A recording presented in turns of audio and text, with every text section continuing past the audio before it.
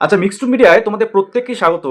আজকে তোমাদের ANM course, তো এএনএম তোমরা যারা 2026-এ এই এএনএম জিএনএম নার্সিং এন্ট্রান্স দেবে, তো এএনএম যারা করতে চাও, তো তোমাদের জন্য আজকে এই ভিডিওটা স্পেশাল হতে চলেছে।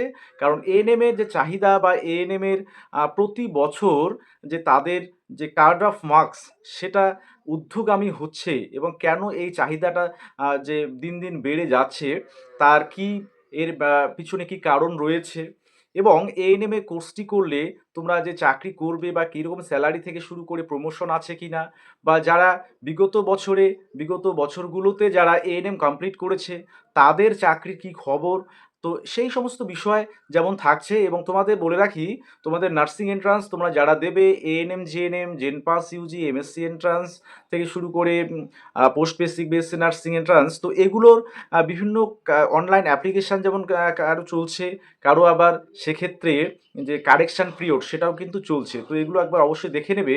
তো ফার্স্ট টাইম যারা তোমরা আছো চ্যানেলে, নার্সিং রিলেটেড যে কোনো আপডেট, অর্থাৎ তোমাদের নার্সিং এন্ট্রান্স রিলেটেড বা নার্সিং জব রিলেটেড সমস্ত আপডেট কিন্তু মিক্সড মিডিয়া তোমরা পেয়ে যাবে। তো ফার্স্ট টাইম থাকলে অবশ্যই সাবস্ক্রাইব করবে, আর ভিডিওটা ভালো লাগলে একটু শেয়ার করবে, ঠিক আছে, পাশে একটু হাইপ করবে।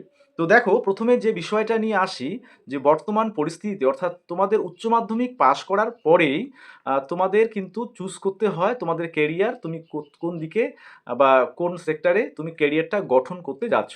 তো সেক্ষেত্রে অনেকেরই পছন্দ নার্সিং নিয়ে পড়াশোনা করা বা হায়ার ডিগ্রি করা এবং নার্সিংয়ে জব করা, নিজে সেটেল হওয়া।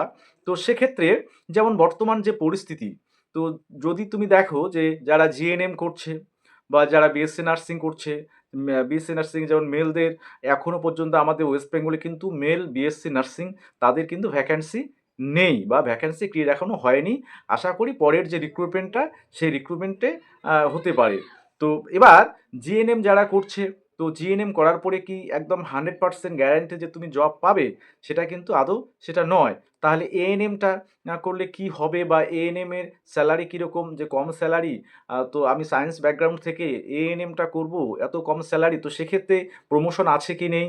তো এই বিষয়গুলো কিন্তু তোমাদের মাথায় ঘুরপাক খাচ্ছে যে আমি কোন প্রফেশনে যাব বা কোন কোর্সটা করব। কোর্স চুজ করার ক্ষেত্রে এটা কিন্তু একটা খুব ভালো একটা মানে ভাবনা বা চিন্তার বিষয়।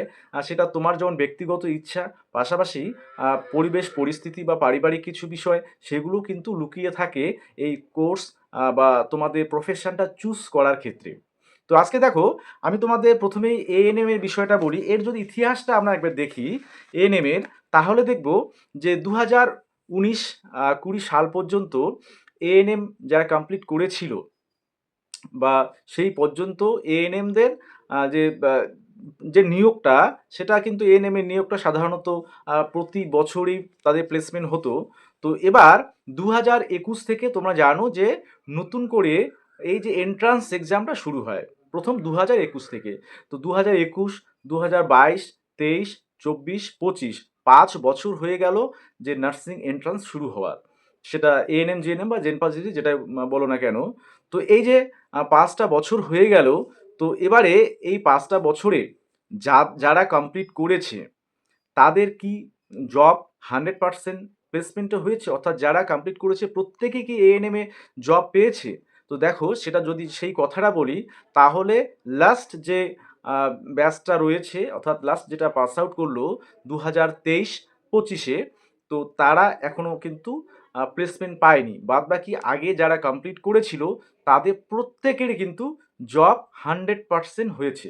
অর্থাৎ জব সিকিউরিটি সেটা কিন্তু এএনএম এর ক্ষেত্রে সব থেকে বেশি, এবং সেটা 100-এ 100%।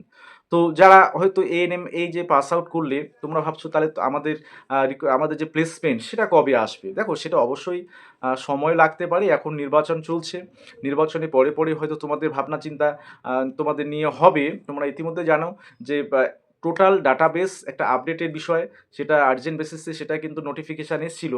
তো সেটাও একটা ভালো দিক তোমাদের জন্য। অত ভোটের পরে পরে সরকার গঠন হয়ে যাওয়ার পর তোমাদের বিষয়গুলো নিয়ে ভাবা যাবে বা ভাবা হবে, এমনটাই কিন্তু আশা করা হচ্ছে।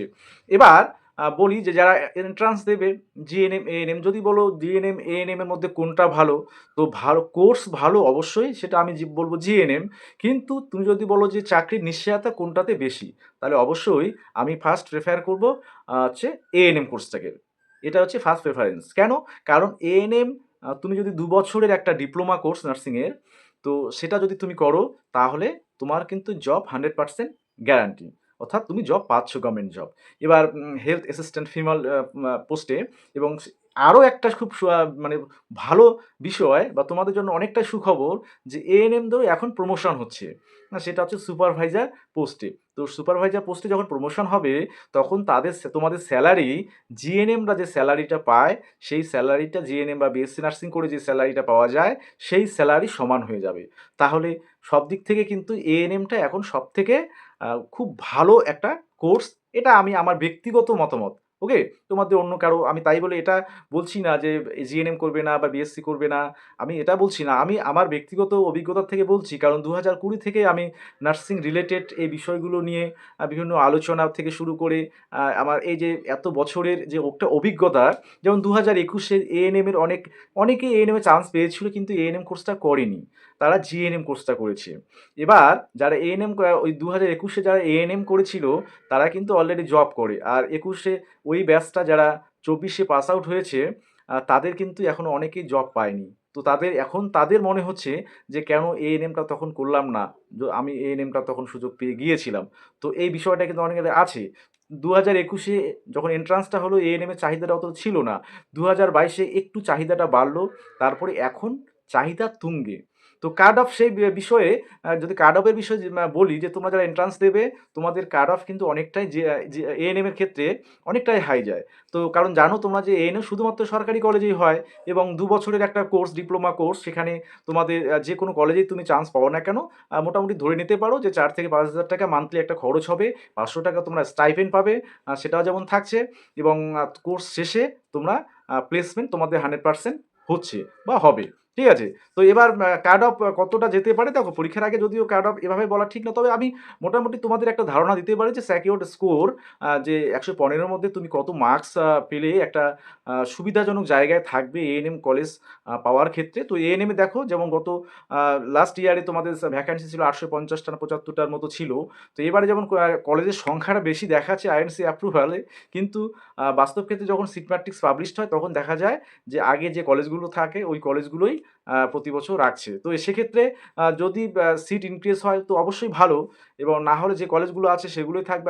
৮৭৫টাই হোক বা যটা সিটই হোক না কেন, তো সেক্ষেত্রে তোমাদের সেফ স্কোর যদি বলো, তাহলে অবশ্যই আমি বলবো, যেমন ইউআরদের ক্ষেত্রে মোট কথা 75 6 প্লাস এইগুলো, অর্থাৎ তোমাদের ৮০-র কাছাকাছি প্রত্যেকের নাম্বার যদি পাও, তাহলে একটা আশা রাখতে পারো যে একটা চান্স পাওয়ার সম্ভাবনা আছে, যে ফার্স্ট কাউন্সেলিং বা সেকেন্ড কাউন্সেলিংয়ে তোমাদের এএনএম এর একটা কলেজ পাওয়া।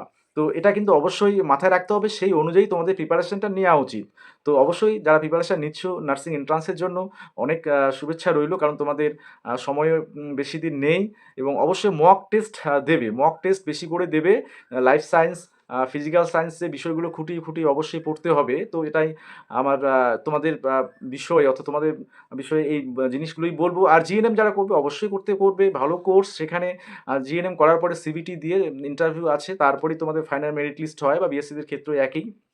তো অবশ্যই কোর্সগুলো ভালো, কিন্তু চাকরির নিশ্চয়তার দিক থেকে বলতে গেলে অবশ্যই এএনএম কোর্সটা এই মুহূর্তে সবথেকে ভালো, আমার এটা ব্যক্তিগত মতামত। ঠিক আছে? আচ্ছা, অবশ্যই সকলে ভালো থাকবে, সুস্থ থাকবে, এবং একেবারে আশাহত হবে না যারা জিএনএম করছো বা বিএসসি নার্সিং করছো। তো তোমাদেরও রিক্রুটমেন্ট ২০২৬-এর মধ্যে আরেকটা হবে। তো সেখানে তোমরা অবশ্যই ক্যান্ডিডেট হিউজ পরিমাণ থাকবে, সেটা জানাই কথা। এবারও যা হয়েছিল তার থেকে আরও ক্যান্ডিডেট বেশি হবে।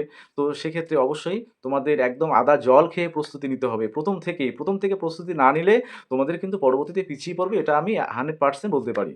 ঠিক আছে? কারণ একটা চাকরি গভর্নমেন্ট জব পেতে গেলে যে কতটা খাটতে হয় নিজেদেরকে, বা নিজেকে কতটা তৈরি করতে হয়, সেটা যারা গভর্নমেন্ট জব করে তারাই ভালো বলতে পারবে। ওকে, যাই হোক, সকলে ভালো থাকবে, সুস্থ থাকবে।